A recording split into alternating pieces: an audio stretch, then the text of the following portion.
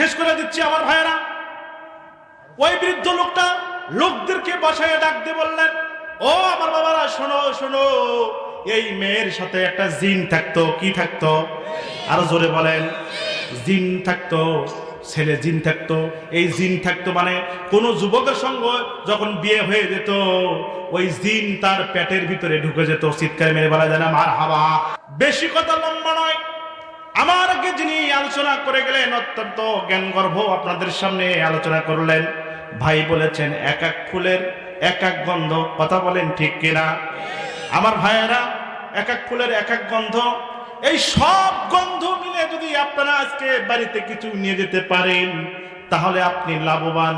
আর যদি কিছুই না নিয়ে যেতে পারেন তাহলে আপনি আগেও যা ছিলেন এখনো তাই। কথা বলেন ঠিক কিনা? ভাইরা আমার, স্বল্প কিছু কথা আপনাদের সামনে উপস্থাপন করব। হযরত লোকমান আলাইহিস সালামের নাম কি শুনেছেন আপনারা?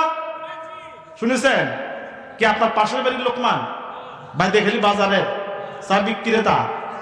ভাইয়ের আমার, হযরত লোকমান আলাইহিস সালাম এত ভালো লোক, আল্লাহর প্রিয় একজন মাহবুব বান্দা। তিনি কোন নবী নন, রাসূল নন, কিন্তু রব্বুল আলামিন তার কার্যক্রম আল্লাহর কাছে এত পছন্দ হয়েছে। আল্লাহ সুবহানাহু ওয়া তাআলা ওই বান্দার কথাগুলো আল্লাহ তাআলা কোরআনে কারিমে কোট করেছেন। চিৎকার মেরে বলেন সুবহানাল্লাহ। ভাইরা আমার, হযরত লোকমান আলাইহিস সালাতু ওয়াস সালাম, সে ছিল বেটি মানুষ, কুৎসিত, কোনো টাকা পয়সার মালিক ছিল না, কিন্তু আল্লাহর মাহবুব বান্দা হয়েছিলেন। একদিন এক কোটিপতি বাদশাহ তাকে দাওয়াত দিয়েছিল, লোকমান আমার বাড়িতে তোমার দাওয়াত, তুমি আমার বাড়িতে দুপুরবেলা দাওয়াত খাইতে আসবা। হযরত লোকমান আলাইহিস সালাম তিনি দাওয়াত খেতে যাবেন, দুপুর হয়ে গেছে কিন্তু বের হতে পারেন না। কেন বের হতে পারেন না? আল্লাহর কাছে ডাক দিয়ে বলছেন, ও রব্বুল আলামিন, আমি লোকমান আপনার গোলাম। আজকে এই দেশের বিখ্যাত লোকের বাড়িতে কত মানুষ কত সুন্দর জামা কাপড় পরে আসবেন, কিন্তু আমি লোকমান সেখানে যাব, আমার পরনে ভালো কোনো জামা নেই, পরনে কোনো জামা নেই, পায়ে কোনো স্যান্ডেল নেই। স্যান্ডেল ছাড়া কিভাবে ওই বিখ্যাত লোকের বাড়ি যাব? চিৎকার মেরে বলেন আল্লাহু আকবার। হয়নি, চিৎকার মেরে বলেন আল্লাহু আকবার। ভাইরা, আল্লাহর দরবারে যখন লোকমান আলাইহিস সালাম হাত তুললেন, এই কথা বলে লোকমান আলাইহিস সালাম যখন সামনের দিকে অগ্রসর হলেন, যেতে যেতে দেখে পাশে একটা লোক, তিনি বসে আছেন, কিন্তু তার পায়ে দুটা পা নাই। চিৎকার মেরে বলেন সুবহানাল্লাহ। ভাইরা আমার, হযরত লোকমান আলাইহিস সালাম ওই লোকের দিকে তাকাইলেন, তাকায় দেখার পরে ডাক দিয়ে বলেন, মাবুদ, ও আমার আল্লাহ, তোমার কাছে চেয়েছিলাম এক জোড়া স্যান্ডেল, আমি ভুল করেছি, বুঝতে পারিনি গো আল্লাহ। ও রব্বুল আলামিন, আমি তো তাকায় দেখলাম পাশে যে লোকটা বসে আছে তার তো পাও নাই, আমার তো পরন মানে পায়ে স্যান্ডেল নেই, তার তো পাই নেই। সুতরাং রব্বুল আলামিন, আমি যে অপবাদ, যে দুঃখ আমার মনের ভিতরে, ব্রেনটের ভিতরে নিয়ে তোমার দরবারে আমি একতি জানিয়েছিলাম, আপনার কাছে ক্ষমা চাই। রব্বুল আলামিন, আমারে ক্ষমা করে দিও আল্লাহ, আমার উপর নারাজ হইও না, মেহেরবানি করে আমি লোকমানকে তোমার দরবারে কবুল করে নিও। চিৎকার মেরে বলেন সুবহানাল্লাহ। ভাইরা আমার, হযরত লোকমান আলাইহিস সালামের সন্তান ছিল না? আর জোরে বলেন, ছিল না? সন্তান ছিল। আমাদেরও সন্তান আছে। সন্তানগুলো হঠাৎ করে বায়না ধরে, আমার আব্বা যান অমুকের বাড়িতে যাব, 200 টাকা দেন, আছে না নাই? আর জোরে বলা লাগবে, আছে না নাই? আপনি যদি বলেন বাবা টাকা নাই, টাকা নাই, অমুকের ছেলের পরনে দেখো এইটা সেইটা, কত কি, তোমার কাছে 200 টাকা চাইলাম আর তুমি আমারে দিলে না, আছে না নাই? আর জোরে বলা লাগবে, আছে না নাই? হযরত লোকমান আলাইহিস সালামের সন্তান ছিল। একদিন হযরত লোকমান আলাইহিস সালামের সন্তানেরা ডাক দিয়ে বলতেছে, আমার আব্বা জান, আপনি তো দুনিয়া থেকে চলে যাবেন, কিন্তু আপনি যে দুনিয়া থেকে চলে যাবেন আমার ভাইদের তো অনেক কিছু দিলেন, কিন্তু আমারে তো কিছু দিলে না। আমার সম্পদ নাই, আমার কিছু নাই, আমারে অন্তত মৃত্যুর আগে কিছু আমারে দিয়ে যাও। চিৎকার মেরে বলা যায় না সুবহানাল্লাহ। হযরত লোকমান আলাইহিস সালাম বললেন, বাবারে, হ্যাঁ তোকে আমি কিছু দিতে পারি নাই, তবে একটা কথা তোরে আমি বলে যাই, অমুক দেশে অমুক দেশে আমার কিছু পাওনা টাকা আছে, ওই টাকা যদি তুই উদ্ধার করতে পারিস রে বাজান, তাহলে ওই সম্পদের মালিক তুই হয়ে যাবি। ওই টাকা ওই লোকের কাছে যত টাকা আছে সমস্ত টাকার মালিক তুই হয়ে যাবি। যত টাকার মালিক হয়ে যাবি, ওই টাকা হলে তোর বাকি জিন্দেগি চলে যাবে। চিৎকার মেরে বলে যায় না সুবহানাল্লাহ। ভাইরা আমার, আল্লাহ তাআলা কোরআনে কারীমের ভিতরে বলছেন, আল্লাহ বলেন ওয়ালাকাদ আতাইনা লুকমানাল হিকমাতা নিশকুর লিল্লাহ ওয়া মান ইয়াশকুর ফাইন্নামা ইয়াশকুরু লিনাফসিহি ওয়া মান কাফারা ফাইন্নাল্লাহ গনিয়্যুন হামিদ। হয়নি চিৎকার মেরে বলেন আল্লাহু আকবার। জবান দিয়েছে কে? আরো বলেন। আমার ভাইরা, এই জবান যদি আল্লাহর জন্য যদি আপনি না খোলেন, আর বাতিলের যদি আল্লাহু আকবার তাকবীর না শোনেন, তাহলে বাতিলেরা আমাদের মাথার উপর চাপিয়ে বসবে। কথা বলেন ঠিক কিনা? সুতরাং সে তাকবীরের জন্য, বীর সিপাহী সালাতের তাকবীরের জন্য বাতিলেরা থরথর করে কেঁপেছে। বাংলাদেশ থেকে যখন সেই সিলেটের শাহজালাল এসেছে, যখন এই ভয়ঙ্কর শত্রু কাফের মুশরিক পালিয়ে গেছে, সুতরাং এখনো যদি তাকবীর আপনাদের ভিতরে না থাকে, আল্লাহু আকবার তাকবীর যদি এখনো ভেতরে রেখে দেন, আবার সেই স্বৈরাচার আসতেছে, মাথার উপরে চাপিয়ে বসবে। কথা বলেন ঠিক কিনা? তাকবীর আসতে না জোরে? জোরে না আসতে?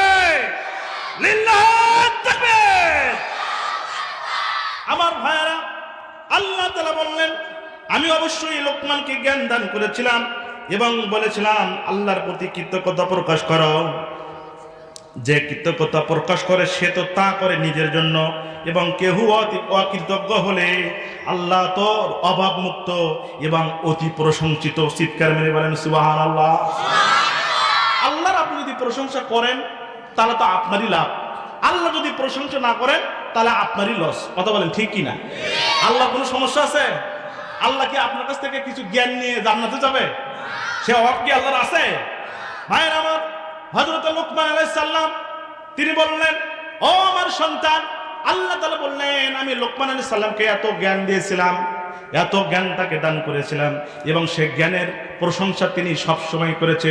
আমার ভাইয়েরা, আমার বন্ধুগণ, লোকমান আলাইহিস সালাম তার সন্তানকে ডাক দিয়ে বলছে, বাবারে, ওই দেশে যদি তুমি যাও, সম্পদ যা টাকা পয়সা আছে সব তোমার হবে, তবে ওই টাকা এত সহজে তুমি উদ্ধার করতে পারবে না। চিৎকার মেরে বলেন মারহাবা। ভাইরা, সন্তান এবার বলল যে খুব ভয়ঙ্কর জায়গা মনে হয়। বলে হ্যাঁ, ওই জায়গায় আজ পর্যন্ত পাওনাদার যারা গিয়েছে কেউ ওই জায়গা থেকে ফিরতে পারে নাই। একটু জোরে বলেন না নাউজুবিল্লাহ। ভাইরা আমার, শুধু তাই নয়, ওই জায়গায় পৌঁছতে আরো ঘটনা ঘটবে। বলল কি ঘটবে? লোকমান আলাইহিস সালাম তার সন্তানদেরকে বলল, ওই জায়গায় পৌঁছার আগে তুমি যখন হেঁটে হেঁটে চলে যাবে, প্রচন্ড মরুভূমির ভিতর দিয়ে যখন যাবে, তখন তোমার পিপাসা লাগবে। পিপাসা লাগার কারণে ওখানে একটা গর্ত পাবে তুমি জঙ্গলের ভিতরে। ওই গর্তের পানি যদি তুমি পান করো তাহলে তুমি ওখানে শেষ হয়ে যাবে। আবার যদি বিশ্রাম এক জায়গায় আছে, বিশ্রাম যদি করতে যাও, ওই বিশ্রাম যদি ওখানে হয়ে যায়, তুমি ঘুমিয়ে পড়ো, তাহলে বিষাক্ত জিনিস কেটে তোমাকে ধ্বংস করে দেবে। একটু জোরে বলেন না নাউজুবিল্লাহ। শুধু তাই নয়, ওই জায়গায় পৌঁছার আগে একটা বাড়ি পাবে। ওই বাড়িতে আমি বহুত দিন আমি লোকমান ছিলাম, ওদের খেদমত করেছি। আমার ভাইরা, লোকমান আলাইহিস সালাম তার সন্তানকে বলছে, ওখানে যাওয়ার পরে একটা মেয়ের সঙ্গে তোমাকে বিয়ে দিতে যাবে। সর্বনাশ সর্বনাশ, ওই মেয়েকে আজ পর্যন্ত যত মানুষ বিয়ে করতে গিয়েছে, যত যুবক বিয়ে করতে গিয়েছে, আজ পর্যন্ত ওখান থেকে কোনো যুবক মৃত্যু ছাড়া ঘর থেকে বের হয়নি। চিৎকার মেরে বলেন মারহাবা। তাহলে টাকা যে উদ্ধার করতে যাবে, এটা কি সোজা না কঠিন? জোরে বলেন। আপনাদের খারাপ লাগতেছে না? বেশি খারাপ লাগতেছে? আমার ভাইয়ারা, লোকমান আলাইহিস সালাম বললেন যে এখান থেকে বাঁচার বুদ্ধি কি?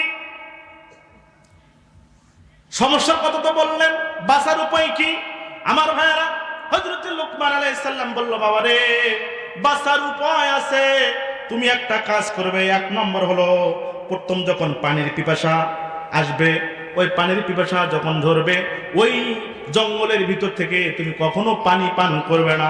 চিৎকার মেরে বলে জানে মারহাবা।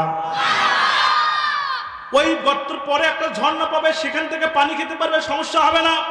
দ্বিতীয় নম্বর হলো ক্লান্ত হয়ে গেলে ছায়া, যখন তোমার ক্লান্ত হয়ে যাবে ছায়ার নিচে যখন তুমি বসবে, ওই একা একা কখনো ছায়ার নিচে বসতে পারবে না, একটু সামনে যে দেখবে গাছের নিচে একজন বৃদ্ধ লোক পাবে, ওই বৃদ্ধ লোকের কাছে যায় তুমি ক্লান্ত অবস্থায় ঘুম পাড়াবে, চিৎকার মেরে বলে জানা সুবহানাল্লাহ।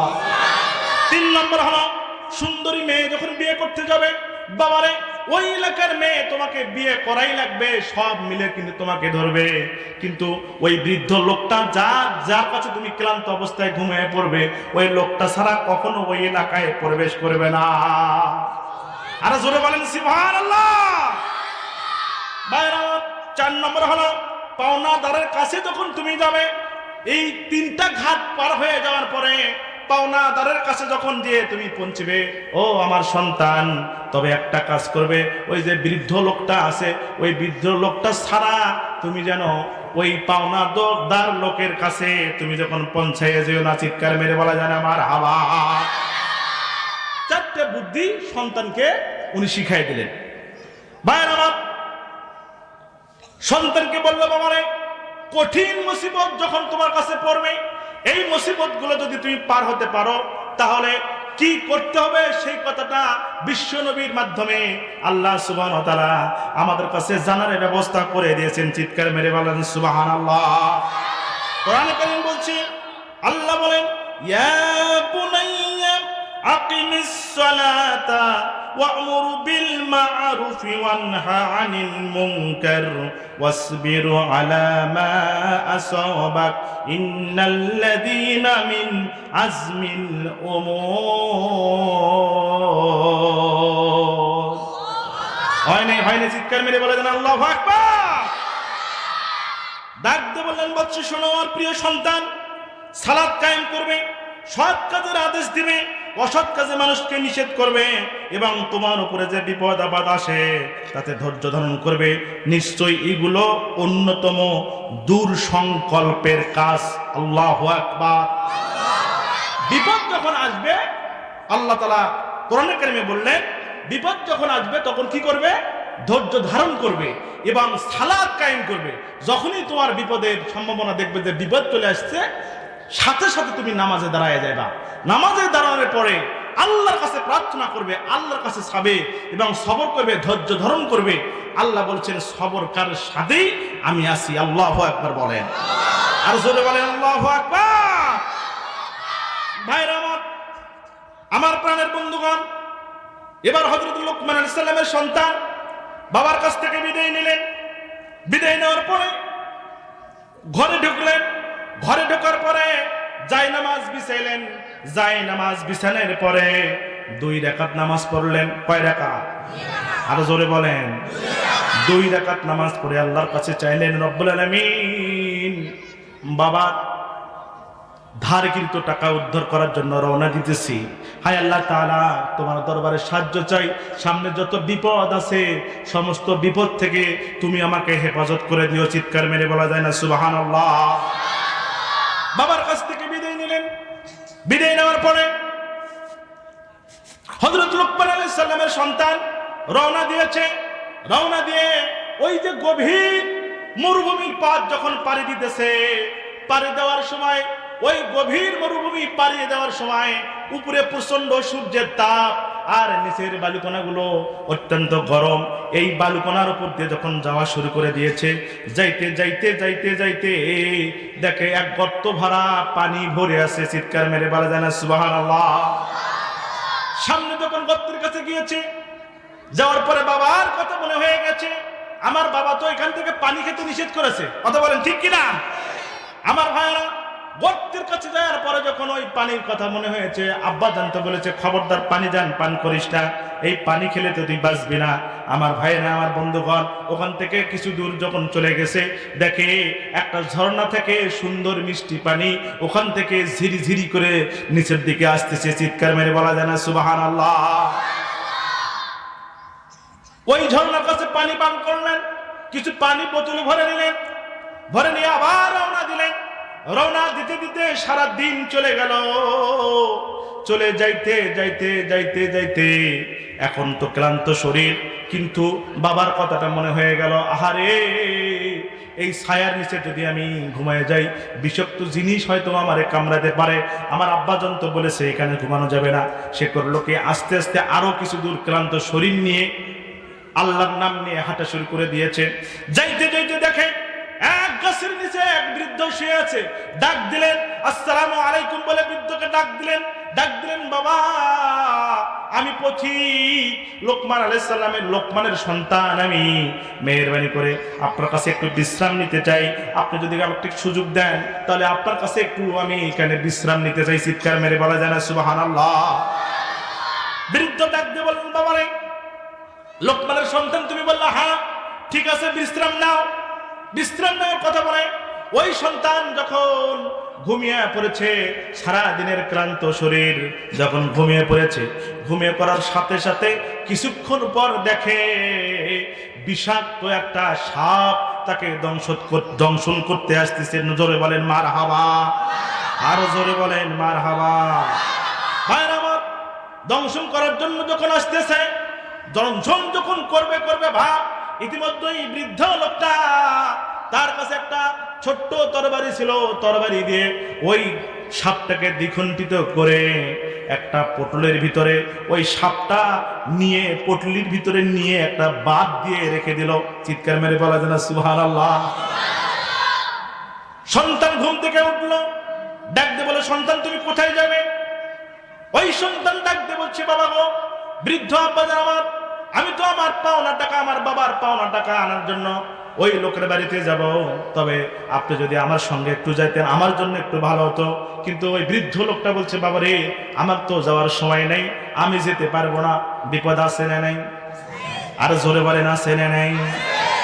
সন্তান ছাড়ে না, বলছে না, বাবা বলেছে যে ওই বৃদ্ধ লোকটা ছাড়া ওখানে যাওয়া সম্ভব না, আপনার আশাই লাগবে, আশাই লাগবে।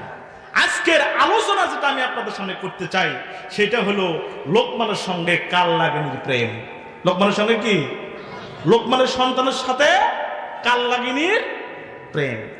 এই প্রেম কতটা মজবুত, আমাদের দেশেও কাল লাগানি আছে না নাই? আর জোরে বলেন আছে না নাই? এই কাল লাগানির প্রেমে যারা পড়েছে, আজ থেকে শুরু করে প্রত্যেকটা কাল লাগানির প্রেমে যুবকরা ধ্বংস হয়েছে না হয় নাই? আর জোরে বলেন হয়েছে না হয় নাই? আমার ভাইয়ারা, কাল লাগানির প্রেমে আপনি যদি পড়েন, আপনার ইমানও শেষ, আমলও শেষ, সব শেষ। কথা বলেন ঠিক কিনা? সুতরাং বন্ধুগণ আমার, আল্লাহর কাছ থেকে পানা চেয়ে নিবেন, আল্লাহকে বলবেন, রব্বুল আলামিন সৎ জীবন আমাকে দান করো। আর সাথে সাথে অসংখ্য এই যে উদ্ভুক মেয়েগুলো যেগুলো ঘুরে বেড়ায়, এই মেয়েগুলোর হাত থেকে তুমি আমার বাঁচায় দাও। কারণ এই মেয়ের পাল্লায় যদি কোনো ছেলে পড়ে যায়, তার জীবন ধ্বংস হতে 1 মিনিট সময় লাগবে না। কথা বলেন ঠিক কিনা? বাবারা সন্তানগুলোকে কত সুন্দর করে লালন পালন করে, অথচ সন্তানগুলো তো কথা শোনে না, সন্তানগুলো কথা শুনতে চায় না, সন্তানগুলো মা বাবার কথা মানতে চায় না। সন্তানগুলো করে কি, মা বাবার কথা ফেলাইয়া দিয়া ওই সুন্দরী মেয়েকে তারা বিয়ে করে। বিয়ে করে বাড়িতে যখন আনে, আনার সাথে সাথে বাড়িতে বলেন গন্ডগোল লাগে না? লাগে না? আর জোরে বলেন লাগে না? লাগে না? যুবক ভাইরাদেরকে আমি বলি, ভাইরা আমার, কত কষ্ট করে তোমার বাবা তোমাকে লালন পালন করলো। প্রত্যেকটা মা বাবার চাওয়া, আমার সন্তানটা বড় হবে, আমার সন্তানটা মানুষ হবে, ওই সন্তান আমাকে বৃদ্ধ বয়সে দেখাশোনা করবে। কথা বলেন ঠিক কিনা? মুরব্বি ঠিক আছে না কথা? আমার ভাইয়ারা, সমস্ত বৃদ্ধ মানুষগুলো এটা চায় যে আমার সন্তান বড় হয়ে আমাকে দেখাশোনা করবে। কিন্তু সন্তানগুলো, বর্তমান নারীগুলোর প্রেমে পড়ার পরে বিপদ হওয়ার সম্ভাবনা বলেন আছে না নাই? আরো জোরে বলেন আছে না নাই? ছেলেগুলো টিকটকে এখন খালি গান শোনে। কথা বলেন ঠিক কিনা? এমন সুন্দর সুন্দর মেয়ে কিছু এখন টিকটকে গান ছাড়তে থাকে, আর ছেলেগুলো কোনো পড়া নাই, লেখা নাই, ল্যাপের তলে মোবাইল একটা নিয়ে খালি খালি এইরকম। কথা বলেন ঠিক কিনা? আহা, কথা বলেন ঠিক কিনা? আমার ভাইয়ের, আমার বন্ধুগণ, সুতরাং এই টিকটক যুবক যতগুলো আছো, আজকে এখান থেকে তওবা করে যেতে হবে যে আমাদের মা বাবার কথা মতো আমরা চলবো, জীবনকে নতুন করে সাজাবো। মা বাবার অবাধ্য যারাই হয়েছে সমস্ত যুবক ধ্বংস হয়েছে। কথা বলেন ঠিক কিনা? আরো জোরে বলেন ঠিক কিনা? ভাইরা আমার, হযরত লোকমান আলাইহিস সালামের সন্তান ওই বৃদ্ধকে বলছে, বাবা আপনাকে ছাড়া যেতে পারবো না, মেহেরবানি করে আপনি আমাদের সঙ্গে চলেন। বৃদ্ধ লোক কোনোভাবেই রাজি হয় না, কিন্তু সন্তানের কান্নাকাটি দেখে এবার বৃদ্ধ লোক বলল, ঠিক আছে ঠিক আছে, তুমি যখন আমাকে ছাড়তেই চাও না, চলো তোমাকে নিয়ে আমি রওনা দিই। এবার ওই বৃদ্ধ লোক আর হযরত লোকমান আলাইহিস সালাম রওনা দিয়েছে। রওনা দিতে দিতে দিতে একটা গ্রাম এসেছে। গ্রাম আসার পরে, গ্রাম যখন এসেছে, আসার পরে ওই মানুষগুলো যখন লোকমান আলাইহিস সালামকে সন্তানকে দেখেছে, ডাক দিয়ে বলছে, তুমি কার সন্তান? বলছে, আমি লোকমানের সন্তান। একটু জোরে বলেন মারহাবা, আরো জোরে বলেন মারহাবা। হযরত লোকমান আলাইহিস সালামের সন্তানের কথাগুলো শুনে ওই এলাকার যত লোক, সমস্ত লোকগুলো এসেছে, আহারে আপনার বাবা আমাদের এলাকায় অনেক দিন আমাদের খেদমত করে গেছে, তাকে আমরা খুব ভালোবাসি, অত্যন্ত ভালো লোক ছিল, আর আপনি হলো তার সন্তান, সুতরাং এত সহজে আমাদের এলাকা ছেড়ে আপনাকে যেতে দেব না। চিৎকার মেরে বলা যায় না মারহাবা। আপনাদের এলাকায় যদি একটা ভালো ইমাম যদি 20 বছর 30 বছর ইমামতি করে, ওই লোকটা যদি চলে যায়, হঠাৎ করে যদি তার সন্তান যদি দেখেন যে অমুক হুজুরের ছেলে এটা, তাহলে তো আপনাদের ভালোবাসা থাকবে না? থাকবে না? আর জোরে বলে বলছে, না বাবা তুমি এসেছো, তোমার বাবা 30 বছর আমাদের মসজিদে ইমামতি করে গেছে, সুতরাং এত সহজে তোমার দাওয়া নাই, এখানে 2 দিন থাকবা, বেড়াইবা, তারপরে তোমাকে পাঠিয়ে দেবো। কথা বলেন ঠিক কিনা? আমার ভাইরা, হযরত লোকমান আলাইহিস সালামের সন্তান তাদেরকে পরিচয় দিলেন, আমার বাবা লোকমান, তার সন্তান আমি। ওই এলাকার লোকগুলো বলল, বাবা রে, তোমার বাবা তো খুব ভালো লোক ছিল, খুব ভালো মানুষ ছিল, সুতরাং তোমাকে এত সহজে এখান থেকে যেতে দেওয়া যাবে না। আমার বন্ধুগণ, আমার ভাইয়েরা, হযরত লোকমান আলাইহিস সালামের সন্তান ওখানে থাকলেন কয়েকদিন। থাকার পরে হঠাৎ করে এলাকায় ঘোষণা হয়ে গেল, অমুকের মেয়ের বিয়ে, ওই সুন্দরী মেয়েটার বিয়ে। কোন যুবক যদি থাকো রেডি হয়ে যাও। দেখে এলাকায় কোন যুবক ওই মেয়েটাকে বিয়ে করতে রাজি হয় না। চিৎকার মেরে বলা যায় না মারহাবা। আচ্ছা বলেন, মেয়ে বিয়ে করতে যায়, যদি কোনো যুবক মারা যায়, এটা যদি আমাদের এলাকায় প্রচার হয় যে ওকে বিয়ে করতে গেলেই সে মরে যায়, বাসর ঘর থেকে তাকে লাশ বের করে আনতে হয়, তাহলে কোনো যুবক কোনোদিন কোনো মেয়ে বিয়ে করবে? আর কথা বলেন, বিয়ে করবে? কোনো দিন তো কোনো যুবক বিয়ে করবে না। এখন লোকমান আলাইহিস সালামের সন্তান তিনি বলছে, এত বড় সুন্দরী মেয়ে, একে যদি বিয়ে না করি তাহলে তো জীবনটাই বৃথা হয়ে গেল। চিৎকার মেরে বলা যায় না মারহাবা, আরো জোরে বলেন মারহাবা। সুন্দরী মেয়েকে পছন্দ করে না এমন কোন যুবক কি আছে? কথা বলেন আছে? আরে বুড়োগুলো তো সুন্দরী মেয়ে পছন্দ করে। কথা বলেন ঠিক কিনা? হাসরের ময়দানে প্রত্যেকটা বুড়ো আল্লাহ যুবক বানিয়ে দিবে। কথা বলেন ঠিক কিনা? ভাইরা আমার, যদি আপনি আমল ঠিক রাখতে পারেন, আপনার চরিত্র যদি ঠিক রাখতে পারেন, এই বাংলাদেশি মেয়েদের, সুন্দরী মেয়েদের পিছে পিছে যদি ঘুরে ঘুরে আপনার জীবন শেষ না করতে পারেন, হাসরের ময়দানে আল্লাহ রাব্বুল আলামিন আপনাকে চিরকুমারী মেয়ের ব্যবস্থা করে দেবে। চিৎকার মেরে বলা যায় না সুবহানাল্লাহ। আল্লাহ বলছেন যে কাওয়াইবা আতরাকা, কাওয়াইবা আতরাবা, কোন যুবক যখন কিয়ামতের ময়দানে যে জান্নাতি হবে, আল্লাহ সুবহানাহু ওয়া তাআলা ওই যুবকদেরকে সুন্দরী সুন্দরী হুরপরি তার ব্যবস্থা করে দেবে। চিৎকার মেরে বলা যায় সুবহানাল্লাহ। তবে এই দেশের মেয়েদের পিছনে যদি ঘোরেন, তাহলে কি মেয়ে পাওয়ার সম্ভাবনা আছে? কত বলেন আছে? আমার ভাইরা, আপনাদের মনে কষ্ট হচ্ছে, বেশি কষ্ট হইতেছে আপনাদের? হায় হায় ভাইরা আমার, কথা শেষ করা লাগবে সংক্ষেপে। হযরত লোকমান আলাইহিস সালামের সন্তান বলল যে আমি ওই মেয়েটাকে, এবার ওই বৃদ্ধ লোক একটা ডাক দিয়ে বললেন, বাবা গো, এখানে যে সুন্দরী মেয়েটার বিয়ে হওয়ার কথা, ওই মেয়েটাকে বিয়ে করার জন্য অনেক যুবক বিয়ে করেছে, কিন্তু ওই একটা যুবক বাসঘর থেকে জীবিত বের হয় নাই। সুতরাং বাবা গো, আমি আপনাকে বলবো, এই মেয়েটার বিয়ের ব্যবস্থা আপনি করে দেন। এই মেয়েটাকে আমি বিয়ে করতে চাই, আপনি একটা ব্যবস্থা করেন। চিৎকার মেরে বলা যায় না সুবহানাল্লাহ। অনেক কান্নাকাটি করেছে। বৃদ্ধ ডাকতে বলছে, সন্তান, ও লোকমানের সন্তান, শোনো শোনো, তুমি যে এই মেয়েটাকে বিয়ে করতে চাও, এই মেয়েটা কিন্তু সাংঘাতিক একটা মেয়ে। এই মেয়েটাকে বিয়ে করার পরে কোনো যুবক কিন্তু বাসঘর থেকে সুস্থ বের হয় জানে, মৃত্যু বের হয়ে গেছে। সুতরাং সন্তান, তুমি যে এই মেয়েটাকে বিয়ে করতে চাও, তোমার তো বাঁচার কোনো নিশ্চয়তা নাই। এই যুবক, না না, বিয়ের প্রয়োজন নাই, তুমি একে বিয়ে করতে পারবে না। এই কথা শোনার পরে হযরত লোকমান আলাইহিস সালামের সন্তানের মনে অনেক দুঃখ বেদনা চাপিয়ে বসলো, মন খারাপ করে বসে আছে। বৃদ্ধ ডাক দিয়ে বলছে, তুমি কি বিয়ে করতেই চাও? বলে, হ্যাঁ, ওই মেয়েকে আমার বিয়ে করাই লাগবে, তাছাড়া মনে শান্তি লাগতেছে না। চিৎকার মেরে বলা যায় না সুবহানাল্লাহ। বলল, বাবা, আমি লোকমানের সন্তান, আপনি আমার বৃদ্ধ বাবা। ভাইয়ের আমার, বৃদ্ধ ওই লোকটা ডাক দিয়ে বলছে, তুমি কি বিয়ে করতে চাও? বলে, হ্যাঁ, আমি বিয়ে করতে চাই।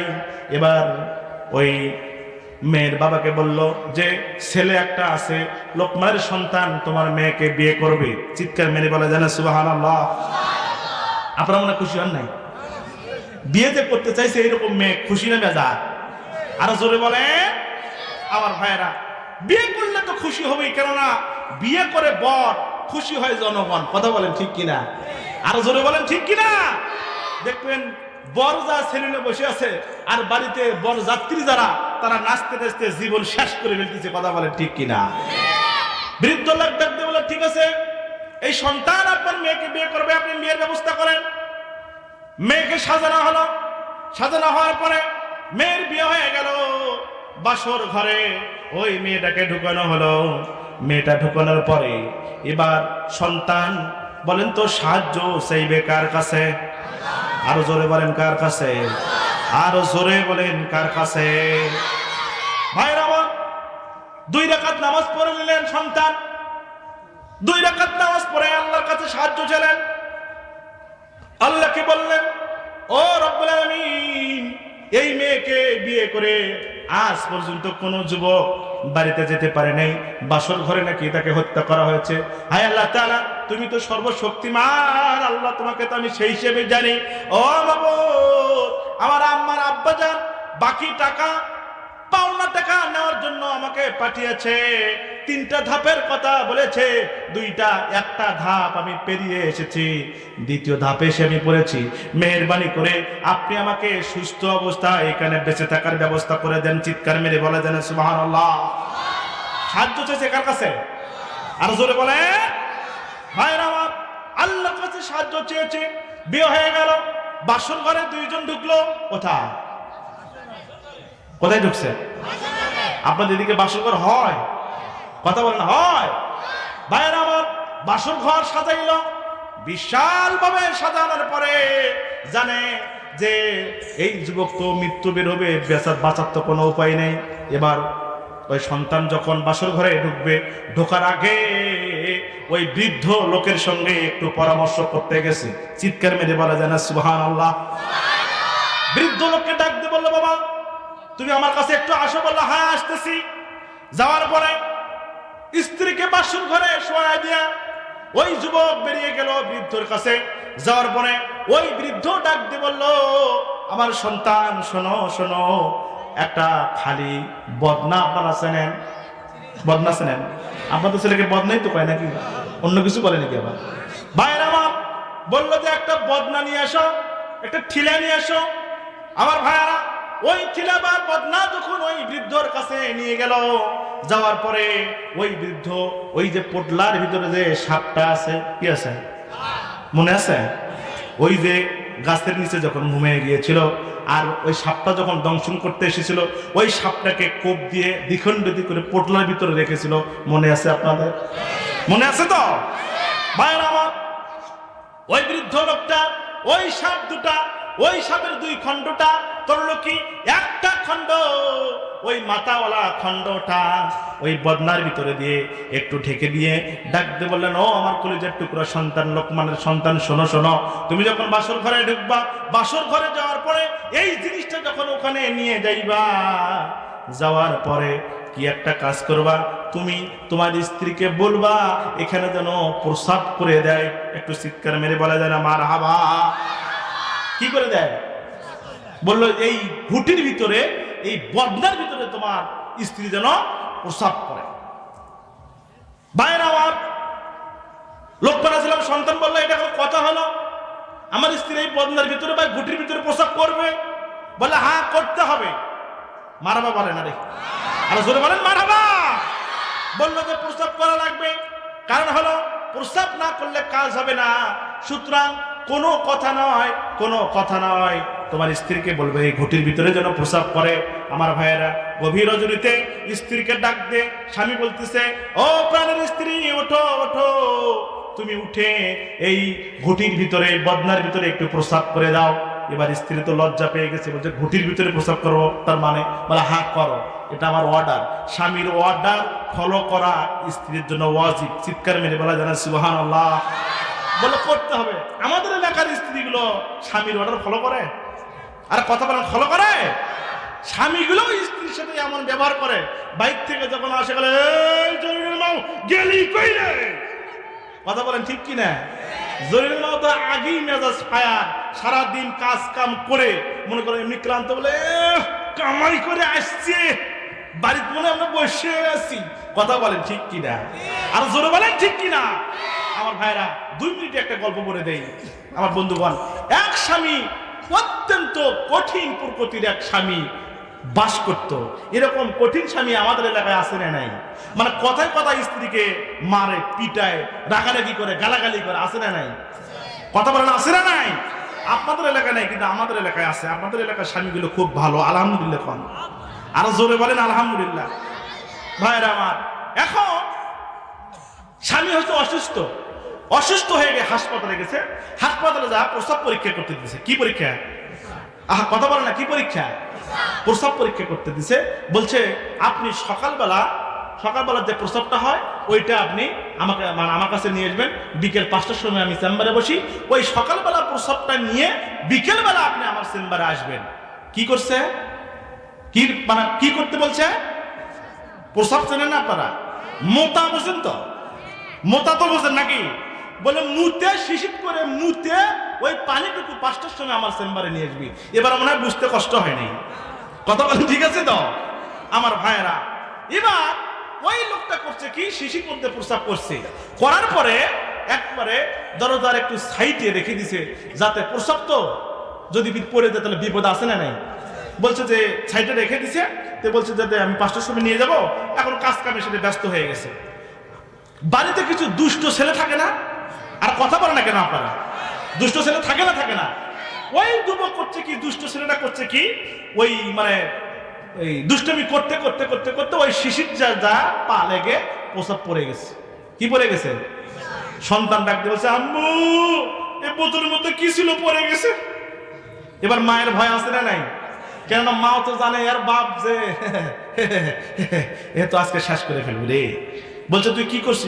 এটা কি শিশির মধ্যে কি যেন ছেলে পড়ে গেছে। বলছে সে ঠিক ভালো হয়েছে, এবার খুব ভালো কাজ করছে, আজকে শেষ।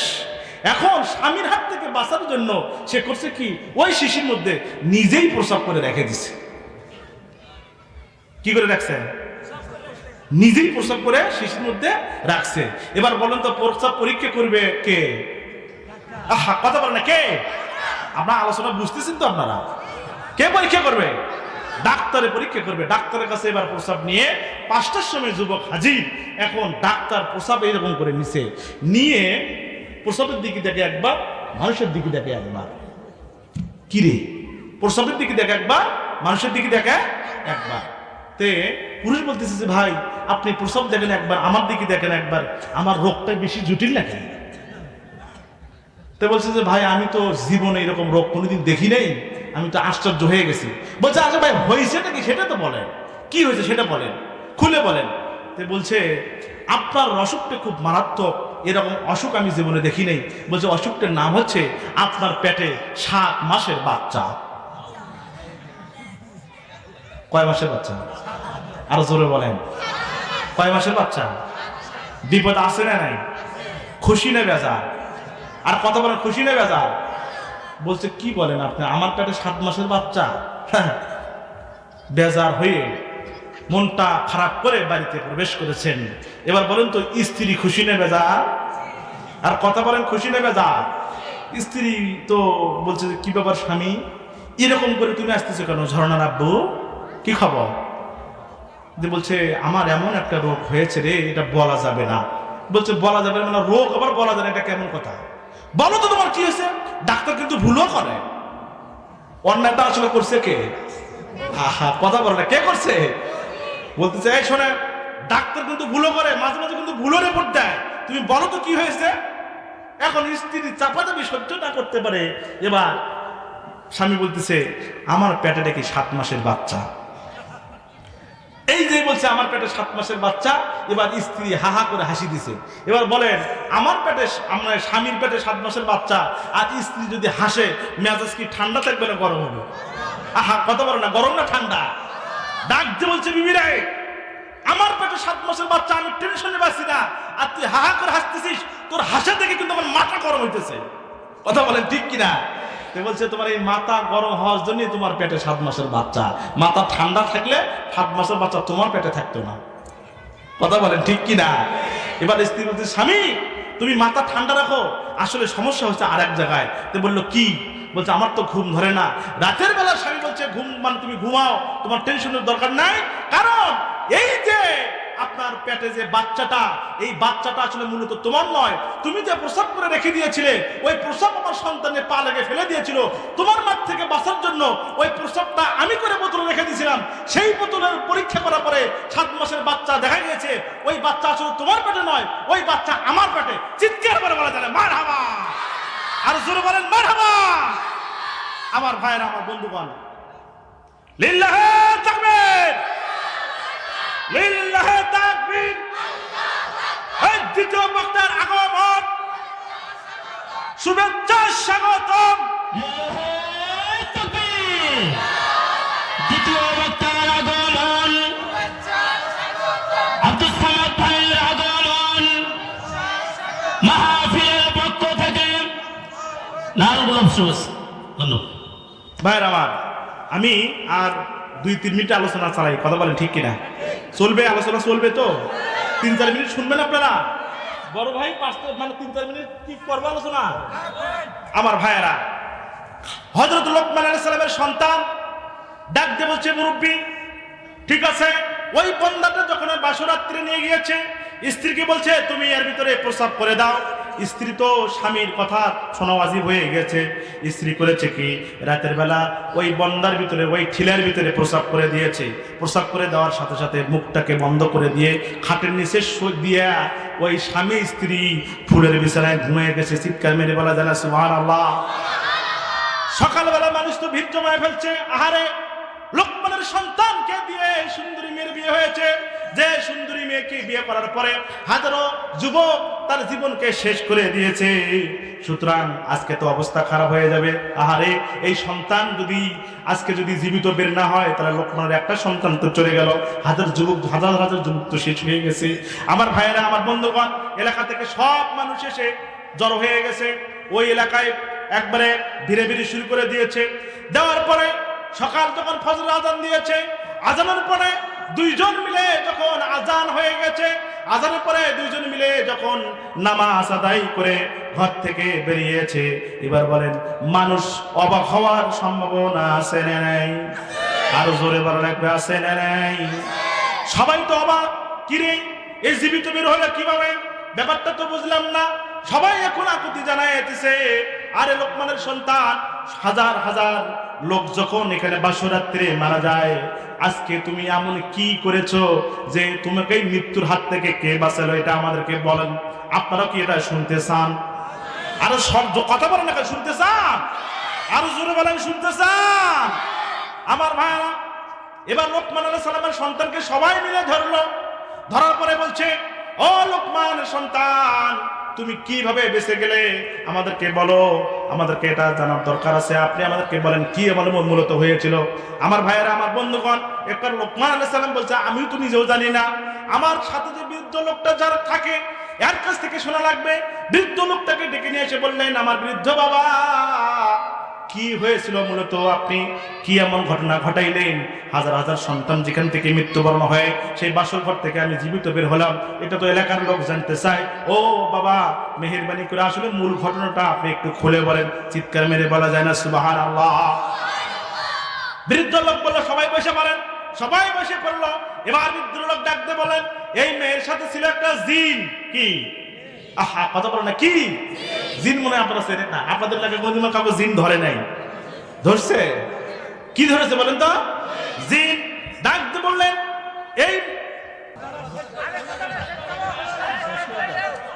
আরে ভাই আমি তো বললাম যে আমি শেষ করতেছি, আমি তো বললামই। ভাইয়েরা আমার, শেষ করে দিচ্ছি আমার ভাইয়েরা। ওই বৃদ্ধ লোকটা লোকদেরকে বসায় ডাকতে বললেন, ও আমার বাবারা শোনো শোনো, এই মেয়ের সাথে একটা জিন থাকতো। কি থাকতো? আরো জোরে বলেন। জিন থাকতো, ছেলে জিন থাকতো। এই জিন থাকতো মানে কোন যুবকের সঙ্গে যখন বিয়ে হয়ে যেত, ওই জিন তার পেটের ভিতরে ঢুকে যেত। চিৎকার মেরে বলা যায় না মারহাবা? আরো জোরে বলেন মারহাবা। আমার ভাইয়েরা, ওই জিন তখন সাপের আকৃতি ধারণ করত। সাপের আকৃতি ধারণ করে ওই যুবকগুলোকে দংশন করত। দংশন করে করে যুবকগুলোকে শেষ করে দিত। আমার ভাইয়েরা, আমার বন্ধুগণ, এই সন্তানকেও ওই দংশন করত। কিন্তু ওই যে দংশন করত, ওই যে গাছের নিচে বসার পরে সাপের একটা খণ্ড আমি ওই থলের ভিতরে রেখেছিলাম। সেই থলে থেকে সাপের খণ্ডটা আমি ওই বন্দার ভিতরে রেখেছিলাম। ওই বন্দার ভিতরে রাখার পরে ওই বন্দাতে যখন প্রস্রাব করতে বসেছে ওই মেয়েটা, তখন ওই পেটের ভিতরে সাপটা মনে করেছে আর একটা সাপ মনে হয় আমার ডাকার জন্য বন্দার ভিতরে আসছে। চিৎকার মেরে বলা যায় সুবহানাল্লাহ। বলছে আমার মনে হয় সাপ মনে করছে যে ও মনে হয় আমার ডাকার জন্য আমার কাছে চলে আসছে। সেই জন্য ওর পেটের ভিতর থাকে নাই। প্রস্রাবের সাথে সাথে বন্ধু সাপের কাছে চলে গেছে। বন্ধু সাপের কাছে যখন চলে গেছে, যাওয়ার সাথে সাথে ওই লোকমানের সন্তান তো বয়ামের মুখটা আটকে গেছে, বন্দার মুখটা আটকে গিয়েছে। ওই জিন আর বের হতে পারে নাই। সেই জন্য ওই জিনের হাত থেকে আল্লাহ সুবহানাহু ওয়া তাআলা লোকমানের সন্তানকে বাঁচায় দিয়া তোমাদের স্বামী স্ত্রী থাকার ব্যবস্থা করে দিয়েছে। চিৎকার মেরে বলেন সুবহানাল্লাহ। আর জোরে বলেন সুবহানাল্লাহ। ঘটনা পার হচ্ছে কয়টা? স্টেপ কয়টা গেছে? দুটা। এখন কিন্তু পাওনা টাকা এখন আনতে যেতে পারে নাই, আমারও সময় নাই।